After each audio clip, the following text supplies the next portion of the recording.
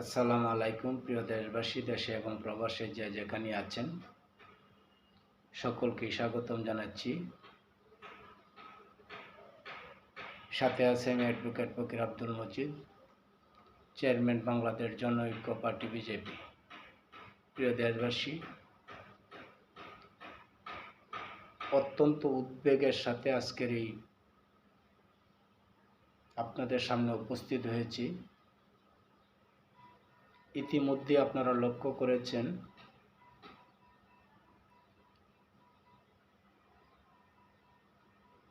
জুলাই বিপ্লব তথা অভ্যুত্থান পরবর্তী সময়ে নানা দুর্ঘটনারই অবতারণা হয়েছে,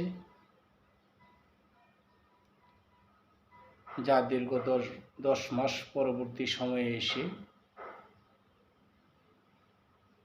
আজকে দেশের যে পরিস্থিতি লক্ষ্য করা যাচ্ছে, বিশেষত মব ভায়োলেন্সের মাধ্যমে দেশের সর্বত্র এক ধরনের আতঙ্ক বিরাজ করছে। প্রশ্ন হলো, এই মব ভায়োলেন্সের দায় কার?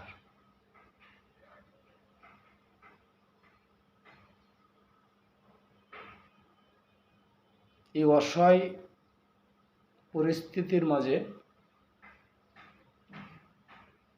একটি আশার বাণী সঞ্চয় হয়েছিল যখন দেশের সেনা প্রধানের পক্ষ থেকে তথা সেনাবাহিনীর পক্ষ থেকে মব ভায়োলেন্সের ব্যাপারে হুঁশিয়ারি উচ্চারণ করেছিলেন। দেশের মানুষ আশান্বিত হয়েছিল যে যাই হোক, সর্বশেষে সেনাবাহিনীর হস্তক্ষেপে অন্তত এই ধরনের সন্ত্রাসী কর্মকাণ্ড থেকে দেশের মানুষ মুক্তি লাভ করবে।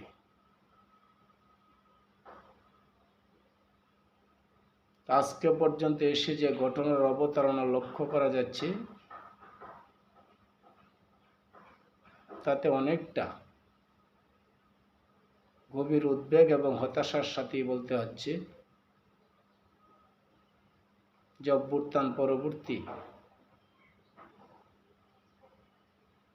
জ্বালাও পোড়াও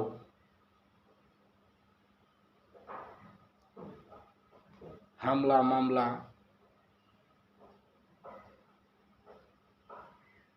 এবং মব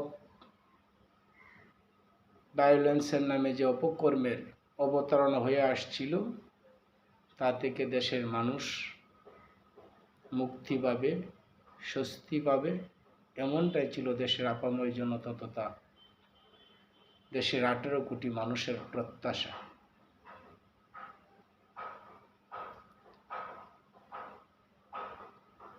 দুর্ভাগ্যের বিষয়, অন্তর্বর্তীকালীন সরকারের 10 মাসে যে চিত্রের অবতারণা, যে ঘটনা প্রবাহের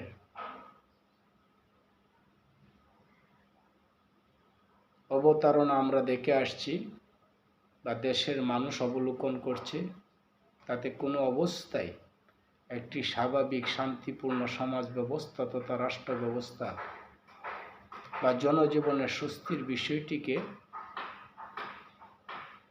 নিশ্চিত করা গেল না।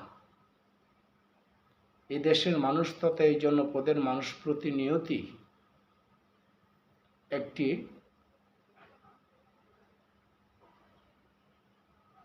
নীরব আতঙ্কের মধ্যে দিনানিপাত করছে। কখন কার উপরে কোন ধরনের আক্রমণের স্ট্রিম রুলার নেমে আসে, হামলা মামলা, ফিজিক্যালি আক্রমণ, এমনকি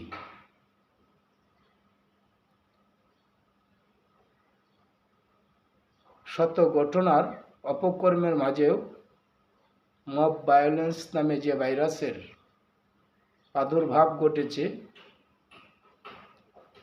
তা অবলীলায় নিঃসংকোচে সেই ভায়োলেন্স সন্ত্রাসীরা তারা তাদের কর্মকাণ্ডে মধ্য থেকে উচ্ছ্বাস প্রকাশ করছে।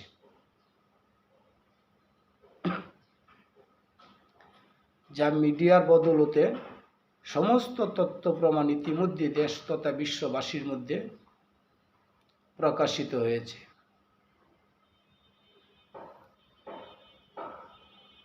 দেশের মানুষ যা প্রত্যাশা করেছিল, জুলাই বিপ্লব পূর্ববর্তী একপেশি শাসন ব্যবস্থা তথা জিম্মি দশা থেকে বেরিয়ে এসে এবার বুঝি এই দেশের মানুষের মুক্তি হবে, এই দেশের মানুষের জনজীবনের স্বস্তি ফিরে আসবে, সমস্ত প্রকার কলহ মুক্ত একটি সামাজিক রাষ্ট্রীয় কাঠামো প্রতিষ্ঠিত হবে। সেই প্রত্যাশায় দেশের 18 কোটি মানুষের আশার চোখে ধুলিবালি ছিটিয়ে অবলীলায় দেশের সর্বত্রই যে ধরনের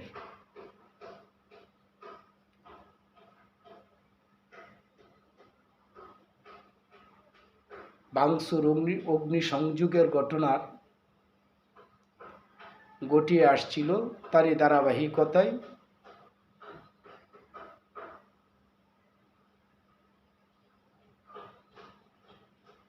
আমরা লক্ষ্য করেছি একজন রাজনৈতিক নেতার ব্যক্তিগত বাসভবনে আবারও মব জাস্টিস করে তথা সন্ত্রাসী কায়দায় প্রকাশ্যে দিনে দুপুরে লোকচক্ষুর সামনে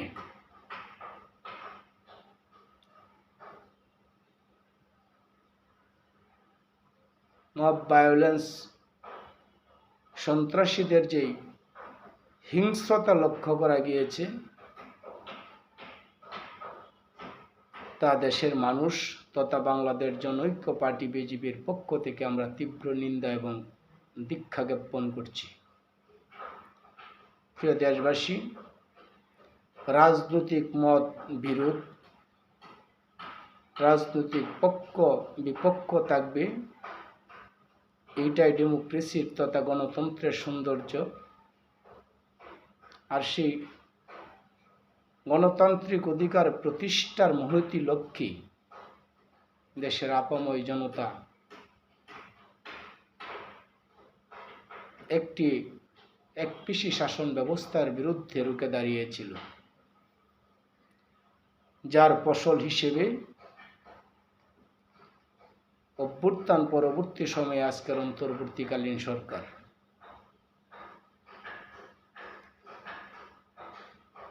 কিন্তু আমরা কি দেখতে পেলাম? দেশের মানুষ কি পেল?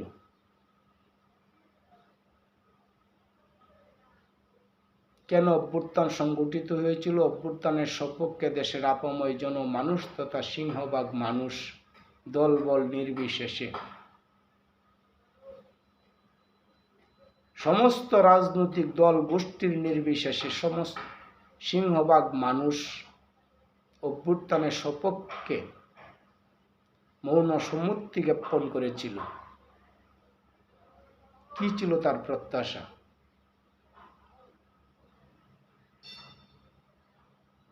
আজকে যারা দাবি করছেন অভ্যুত্থানে তারাই সমস্ত কর্মকাণ্ডের মাস্টার মাইন্ড বা নেতৃত্বে ছিলেন, আমি বিনয়ের সহিত দেশবাসীর কাছে জিজ্ঞাসা করতে চাই, এই অভ্যুত্থানে কি কতিপয় উন্মাদ ব্যক্তিদ্বয়ের নেতৃত্বে ছিলেন বা দায়িত্বে ছিলেন বা তাদের নেতৃত্বেই অভ্যুত্থান সংগঠিত হয়েছিল বা সফল হয়েছিল, নাকি তার সাথে ছিলেন এই দেশেরই 18 কোটি জনতার সিংহভাগ মানুষ? কৃষক, শ্রমিক, জনতা থেকে শুরু করে প্রত্যেকটি শ্রেণী পেশার মানুষই সেদিন একটি অন্যায় অবিচারের বিরুদ্ধে, একপেশি শাসন ব্যবস্থার বিরুদ্ধে, নিজেদের অধিকার প্রতিষ্ঠা করার অভিপ্রায়ে, ভোটাধিকার প্রতিষ্ঠার অভিপ্রায়ে, সুশাসনের লক্ষ্যে সকল প্রকার অনিয়ম, দুর্নীতি, অসৎ কর্মকাণ্ডের বিরুদ্ধে সোচ্চার হয়ে সেদিন নিজেদের অধিকার প্রতিষ্ঠায় রত হয়েছিলেন।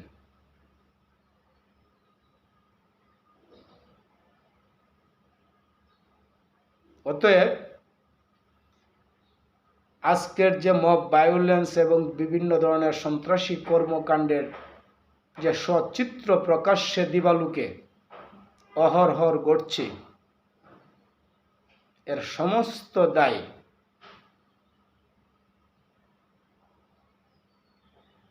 অন্তর্বর্তীকালীন সরকারকে বহন করতে হবে। অত্যন্ত হতাশার সাথে জানাচ্ছি, জুলাই বিপ্লবের সে দিনের ঘটনা প্রবাহে একজন রাজনৈতিক কর্মী হিসেবে, এই জনপদেরই একজন মানুষ হিসেবে, একজন সমর্থক কর্মী হিসেবে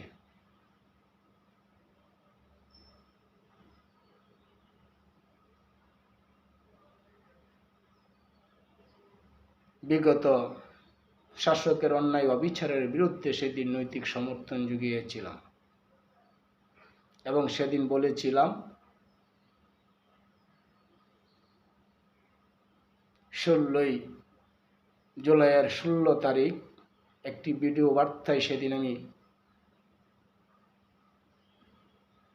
আহ্বান করেছিলাম, ন্যায় এবং সত্যের দাবি অধিকার প্রতিষ্ঠার লক্ষ্যে যদি অন্যায় হয়ে থাকে তাহলে আমাদের ছেলেদেরকে গুলি না করে আমরা অভিভাবক যারা, অর্থাৎ সেই শিক্ষার্থী, যুব শিক্ষার্থীদের বুকে গুলি না চালিয়ে তাদের বাবাদের বুকে তথা আমাদের বুকে গুলি চালান। এই কথাগুলি এই জন্যই বলছি, আমরাও সেদিন অন্যায় অবিচারের বিরুদ্ধে তথা বিগত সরকারের একপেশি শাসন ব্যবস্থা এবং জিম্মি দশা থেকে বেরিয়ে আসার সমর্থক কর্মী হিসেবে দেশের 18 কোটি মানুষের নিয়ে একজন নগণ্য সমর্থক কর্মী হিসেবে সমর্থন জুগিয়ে আসছিলাম। আমরা কি দেখতে পেলাম? অভ্যুত্থান পরবর্তী আজকে 10 মাসে এমন কোনো হেন অপকর্ম নেই যা সংগঠিত হয়নি বাংলাদেশে। গত 16 বছরে দেশের মানুষের উপরে যে স্টিম রুলার চলে এসেছিল তার সমস্ত কিছুকে ভেদ করে এক অনন্য নিন্দনীয় দৃষ্টান্ত স্থাপন করতে সক্ষম হয়েছে বলে দেশের 18 কোটি জনপদ তথা মানুষ মনে করেন। যদি কোনো রাজনৈতিক দল, নেতৃত্ব, ব্যক্তি বিশেষ কোনো অন্যায় অবিচারের সাথে সম্পৃক্ত থাকে, যা তার বিরুদ্ধে কোনো সুনির্দিষ্ট এলিগেশন থাকে, আইনের আওতায় এনে তাকে বিচার করা যেতে পারে, কারণ প্রত্যেকেই আমরা আইনের অধীন। কিন্তু কারো বাড়ি ঘর জ্বালিয়ে দিতে হবে, পুড়িয়ে দিতে হবে, বহু ঘটনা ঘটিয়েছে, বহু ঘটনা। ইতিহাস আপনাদেরকে কোনোদিন ক্ষমা করবে না। অতঃপর একজন রাজনৈতিক কর্মী হিসেবে, একজন আইনের ছাত্র হিসেবে, একজন মানবাধিকার কর্মী হিসেবে, এই জনপদের একজন সন্তান হিসেবে আশায় বুক বেঁধেছিলাম যে অন্তর্বর্তীকালীন সরকারের সেই কর্ণধার বিশ্ববরেণ্য ব্যক্তিত্ব হিসেবে যার প্রতি আমাদের শ্রদ্ধা এবং আস্থার জায়গা ছিল আকাশচুম্বী জনাব প্রফেসর ডক্টর ইউনূসের নেতৃত্বে দেশে একটি শান্তিপূর্ণ রাষ্ট্র এবং সমাজ ব্যবস্থা প্রতিষ্ঠিত হবে। কেন নয়? মানুষ যখন সব হারিয়ে কুল হারিয়ে নিরাশার সাগরে ভাসতে থাকে, সেই অবস্থায় কোথাও না কোথাও একটু আশ্রয় অবলম্বনের চেষ্টা দূষণীয় নয়।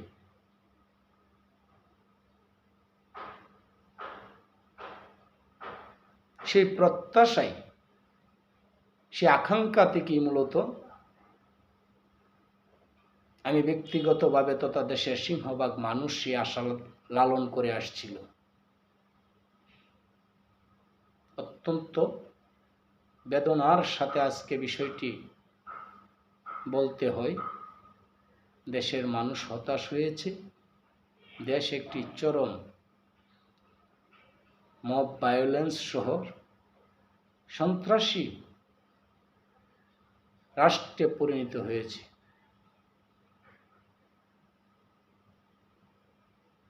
একটি মানুষ যতই অপরাধী হোক না কেন, তার বসত ভিটা তথা তার বাসা বাড়ি ভেঙে দিতে হবে, পুড়িয়ে দিতে হবে, জ্বালিয়ে দিতে হবে। এটা কোন ধরনের রাজনৈতিক সংস্কৃতি? তাহলে কি বলবো? যারাই ক্ষমতার মসনদে আসীন হয় তারাই রাবণের রূপ ধারণ করে।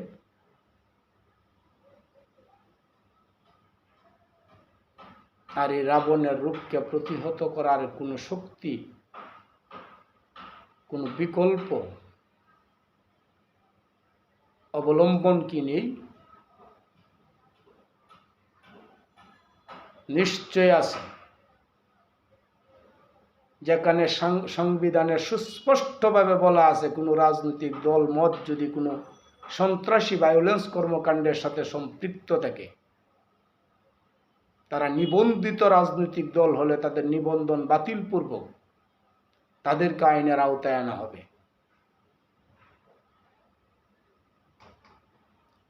এই কথাটা এই জন্যই বলছি, দল নিবন্ধন বা অনিবন্ধনের প্রশ্ন আজকে এই জন্যই নিয়ে আসছি, যারা অনেকটা গঠা করে দেশের সর্বত্রই নিজেদের অবস্থানকে জানান দেওয়ার চেষ্টা করছেন, রাজকীয় হালে কিংস পার্টির আবরণে অপকর্মে মত্ত রয়েছেন, এই দেশটি শুধু আপনাদের এমনটি ভাবা সঠিক নয়। তাহলে কি এদের এই অপকর্মের বিরুদ্ধে সোচ্চার হওয়ার কোনো রাষ্ট্রীয় শক্তি নেই? নাকি সবেই বুবা বদির হয়ে তাদের কাছে নত শিরে সারেন্ডার করবে? প্রশ্নই আসে না। আমরা এখন আশান্বিত, দেশের 18 কোটি মানুষ এই অসহায় অবস্থায় দেশপ্রেমিক সেনাবাহিনীর কাছে করজোড়ে নিবেদন রাখব, আপনারা এগিয়ে আসুন, একটি দেশকে রক্ষা করুন। একটি সন্ত্রাসীর জনপদ থেকে দেশের মানুষকে বেঁচে থাকার অবলম্বন হিসেবে এগিয়ে আসবেন। দেশপ্রেমিক সেনাবাহিনী তার গুরু দায়িত্ব গ্রহণ করবেন, এমনটি প্রত্যাশা করি। আর আমাদের বলার কোনো জায়গা নেই। উপরে আল্লাহ আর বাংলার আকাশে, বাংলার জমিনে সেনাবাহিনী ছাড়া আমাদের কোনো বিকল্প রাস্তা নেই। আজকের এই কষ্টের কথাগুলি বলার কারণ এই জন্যেই,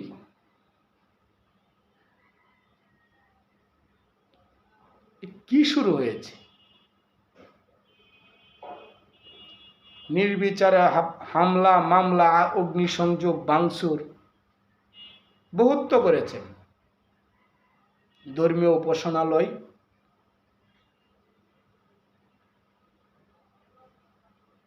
শিক্ষা প্রতিষ্ঠান,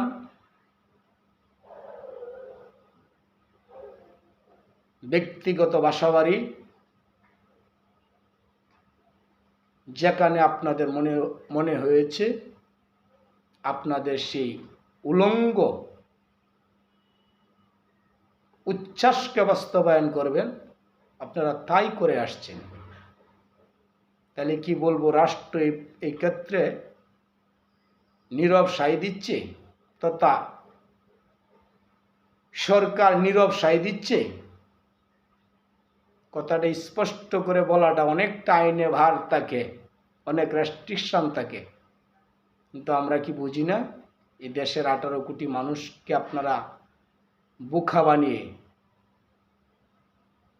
মগজ ধুলাই করে, রক্ত চোষা সেই অপকৌশলে দেশের সমস্ত কিছু হাতিয়ে নেবেন। একবার একটি ঘটনার অবতারণা করবেন, একটি ঘটনাকে আড়াল করার জন্য আরেকটি ঘটনার নাটকের অবতারণা করবেন। কি করেন নাই? বিগত 15-16 বৎসরে ফ্যাসিস্ট দুর্বৃত্তায়নের যে অপশাসন ছিল, যে অপলীলা থেকে দেশের মানুষ নিষ্পেষিত হয়ে আসছিল, নিপীড়ন জুলুমের শিকার হয়ে আসছিল, আইনের নামে অনাচারের শিকার হয়ে আসছিল, অধিকারের নামে যাদের কণ্ঠ চেপে ধরেছিল, এই কি তার পুরস্কার? জনাব মোহাম্মদ ইউনূস, ডক্টর মোহাম্মদ ইউনূসের কাছে সবিনয়ে আজকের জিজ্ঞাসা, বাংলাদেশ 18 কোটি জনপদের পক্ষে বাংলাদেশ জনঐক্য পার্টি বিজেপির বিনয়ের সহিত জিজ্ঞাসা, এই কি পুরস্কার? আপনি না নোবেল লরিয়েট, বিশ্ববরেণ্য ব্যক্তিত্ব হিসেবে নিজেকে উপস্থাপন করেন, আপনাকে কিসের জন্য নোবেল লরিয়েট হিসেবে মনোনীত করা হয়েছে? শান্তির জন্যে। No peace in the whole country. দেশের কোথাও সেই শান্তির ছিঁড়া ফুটাটাও লক্ষ্য করা যাচ্ছে না। ব্যক্তিগতভাবে আপনাকে নিয়ে একটি কথা না বললেই নয়। আপনি শান্তির জন্য এই দেশে কি ভূমিকা রেখেছিলেন, কি ভূমিকা রাখছেন, কি ছিল আপনার কর্মের অবতারণা, কি মহতি কর্ম আপনি করেছিলেন?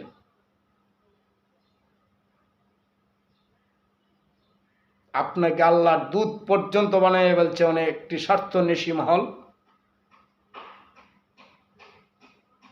কথা বলতে গেলে নানাভাবে নানা ধরনের হুমকি দেওয়া হচ্ছে। বিগত 16 বৎসর কথা বলতে পারেনি এই দেশের মানুষ, তাদেরকে নানা অপবাদে, নানা হামলা মামলায় নিঃশেষ করে দেওয়া হচ্ছিল। আপনি গত 10 মাসে যা গুটিয়েছেন, যা দেখিয়েছেন, তা 16 বৎসরের চাইও 16 গুণ বেশি এই 10 মাসে গুটিয়েছেন। নিশ্চয়ই আমরা এই ধরনের রাষ্ট্রীয় কাঠামো, রাষ্ট্রীয় ব্যবস্থা আমরা প্রত্যাশা করিনি, তথা দেশের 18 কোটি মানুষ প্রত্যাশা করেনি। আজকের এই কথা বলার পরে জানি না কি হবে। যারা এই কথা বলছে তাদের বিরুদ্ধে অপপ্রচার, মিথ্যাচার, নানা ধরনের রিউমার আপনারা ছড়িয়ে দিচ্ছেন। শেষ অবধি হামলা মামলা এবং সর্বশেষ একটি মানুষের সর্বশেষ আশ্রয়স্থল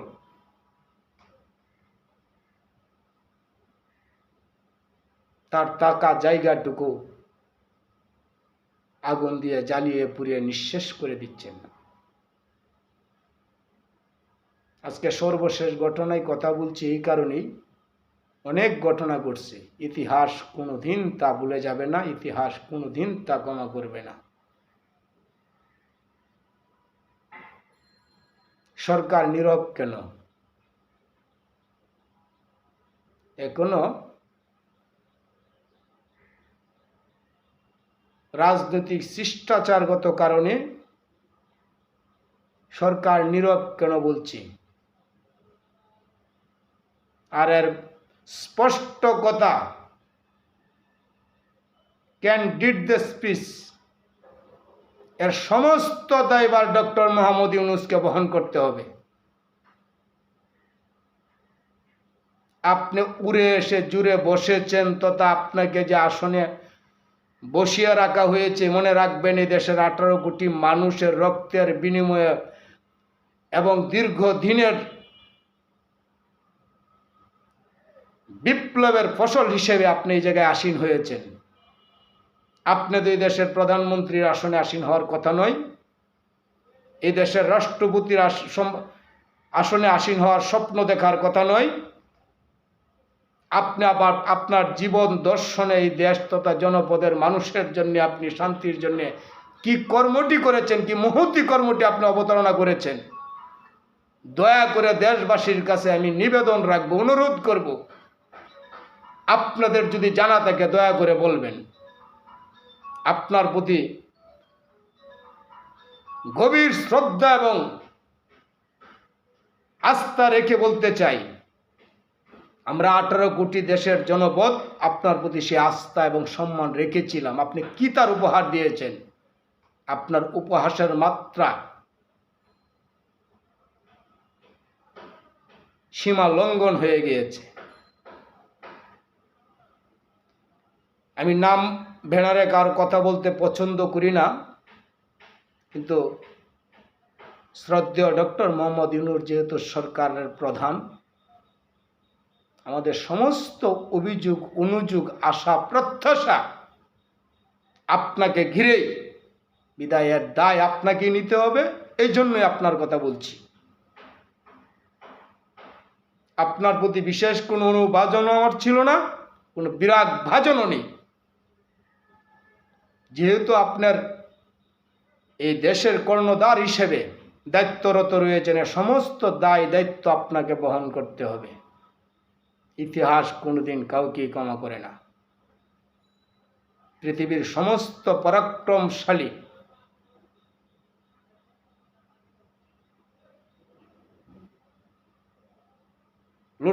লুটতরাজ শাসন ব্যবস্থার চরম পরিণতি স্বীকার করতে হয়েছে। তেমনিভাবে সেই পরাক্রমশালীর যারা চিন্তা করেছিল, যারা কল্পনা করেছিল, যারা ধারণা করেছিল বাংলার মসনদে আর কোনোদিন কারো স্বপ্ন দেখার কোনো সুযোগ নেই, তারা এই দেশের মা বাবা হয়ে গিয়েছে। তারা এই দেশের তথা বাংলার সমস্ত কিছুর স্বত্বাধিকারী। আর 18 কোটি জনপদকে সেদিন তারা বৃদ্ধ মনে করেছিল। তাদেরকে বিতাড়িত করেই কিন্তু আপনাদেরকে বাংলার সিংহাসনে বসানো হয়েছে। আপনারা কিন্তু পাবলিক কর্তৃক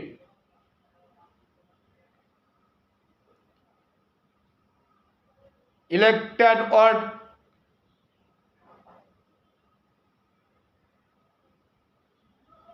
নমিনেটেড নয়,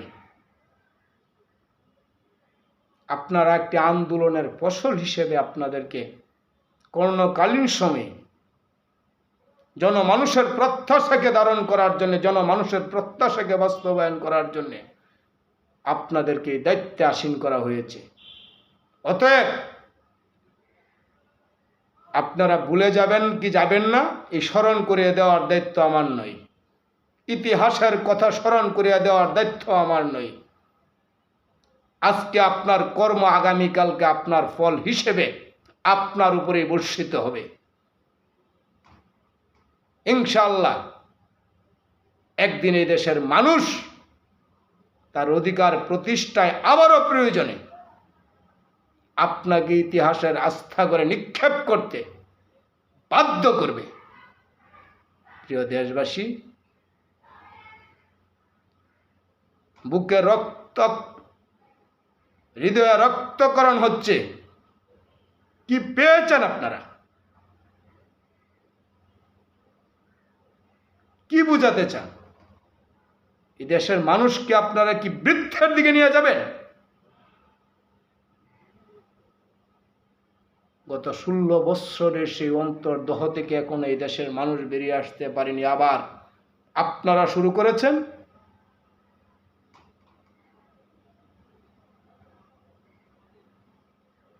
মাসির কুলের সেই অন্তর জ্বালা থেকে এখন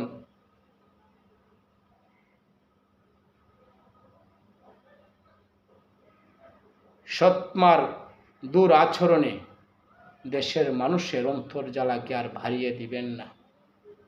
তাতে কারো জন্যই মঙ্গল হবে না। অনেক প্রাণ যাবে, অনেক রক্ত হয়তো বা ঝরবে, তা আপনারা আপনাদের লক্ষ্যে পৌঁছাতে পারবেন না। দূর স্বপ্ন, সময় কণের বিষয়, তো হতাশার বিষয়। স্বাধীনতার 54 বৎসর পরে সেই জনপদের মানুষ যে রক্ত ঝরিয়ে জুলাই বিপ্লবের পরবর্তীতে যে আকাঙ্ক্ষা, যে প্রত্যাশা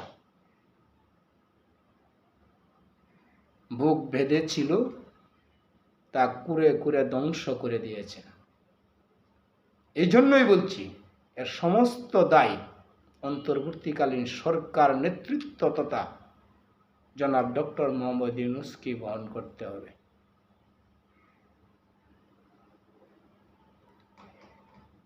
পরিশেষে দেশের মানুষের প্রতি উদাত্তভাবে আহ্বান জানাবো, সমস্ত মব ভায়োলেন্স, সন্ত্রাসী কর্মকাণ্ড,